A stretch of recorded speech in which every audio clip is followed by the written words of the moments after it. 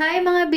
Tara, samahan niyo ako sa panibago kong araw. So, ayan, bumababa pa lang ako ng hagdan dahil tinanghali na naman ako ng gising. So, ayan, dahil taong bahay lang tayo, wala naman tayong ibang gagawin kundi ang mga gawain sa bahay.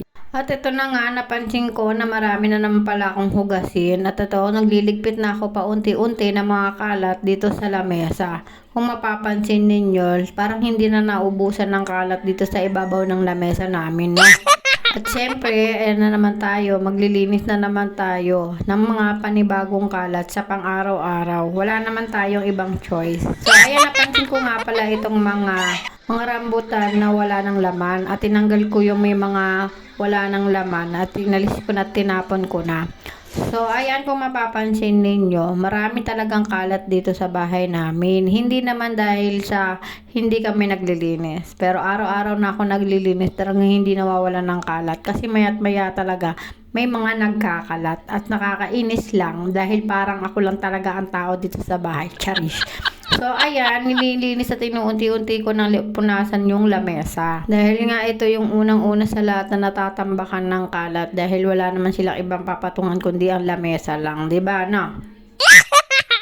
At pinunasan ko na nga rin siya ng basang-basahan para matanggal yung mga lagkit-lagkit dito sa lamesa na to. Dahil nga sa mga hindi na naman napunasan kagabi at parang ako lang talaga ang tao dito. Cheers! At ayan, inulit ko yung pagpunas ko sa kanya para tuluyan talagang mawala yung mga lagkit-lagkit. Nung una kong punas sa kanya may sabon. So, ito tinatanggal ko na nga rin pala yung mga kaunting kalat dito sa ibabaw ng maliit na drawer. Lagayan namin to ng mga essential katulad ng pulbo, pabango at kung ano-ano pa. At ayan, kung mapapansin ninyo, meron talagang patungan at papatungan tong lamesa na to dahil nga wala pa gaanong lagayan tong ibang mga gamit namin dito dahil nga sa hindi pa gaanong tapos itong talagang bahay namin. At ayan, inaayos ko nga tong mga lagayan ng gamot dahil may mga nakikita ako na wala ng laman at tinatanggal ko na rin sila isa-isa. At nakita ko nga rin pala itong lagayan ng gamot ni mama na wala na rin palang laman. So ayan, nilagyan ko lang siya ng mga maintenance niyang gamot na araw-araw niyang iniinom. Kung mapapansin ninyo, medyo marami yung iniinom niyang gamot. Pero hindi naman lahat yan ay iniinom niya ng sabay-sabay. Siyempre, isa-isa lang. At syempre, dumiretso na rin pala ako dito sa kusina at tinanggal ko na yung mga hinugasan kagabi. At syempre, may panibago na naman tayong hinugasan ng mga natira nilang kinagkainan kagabi at kaninang umaga. So, ayan, kung mapapansin ninyo, talagang ganyan ako maghugas. Binabanlawan ko muna isa-isa bago ko sabunan at tinatanggalan ko ng mga kanin-kanin at ng mga dumi-dumi ang mga plato at kaldero. Kaunti lang naman talaga yung mga hugasin na yan. Ang totoo niyan, inutos ko yan sa pamangkin ko para matuto siyang maghugas. Pero ang nangyari, ako rin pala ang maghuhugas. Maaga nga siyang gumising at maaga rin siyang nagbihis dahil nga maaga ang pasok niya dahil mayroon pa pala siyang tutor sa school nila. So ayan, ganyan lang naman ako maghugas ng plato. Ang bilis ko, 'di ba? Siyempre joke lang 'yun. Ayan, so kung mapapansin niyo talagang sinasabunan ko ng maayos tong mga plato at saka mga kutsara. Kasi minsan kapag hindi sinabunan ng maayos at mayroon pang mga dulas-dulas, hindi rin magiging maganda sa health natin kapag nagkainan na tayo. So ayan, nagbabadlaw na nga ako at ayan, inilalagay ko na nga dito sa luma naming platuhan dahil nga kung mapapansin niyo meron na kaming bagong lagayan ng plato. At ito nga luma naming platuhan dahil nga sa maliit hindi nakaringkasya yung mga plato namin. Kaya ginawa ko na lang din siyang patuluan. At least nakatipid ako, 'di ba? Cheers. So ayan, kung mapapansin naman ninyo, naglilinis na naman ako ulit ng lababo namin dahil yun talaga ang dapat gawin sa pang-araw-araw nating pamumuhay.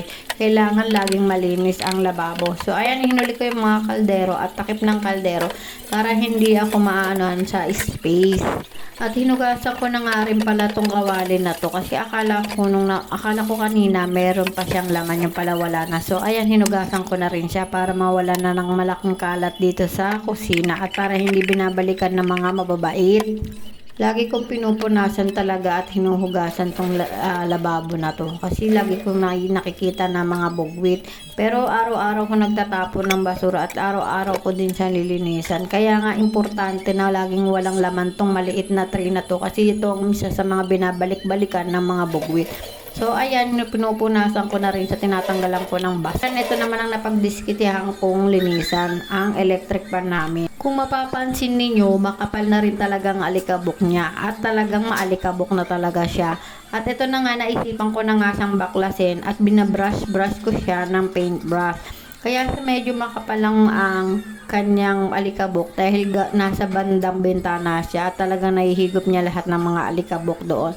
So, ayan, nililinis ko na nga at binabrush ko. Yan talagang una kong binabrush yung katawan niya at yung kanyang bandang makina para maayos siyang makaikot at makalabas ng hangin.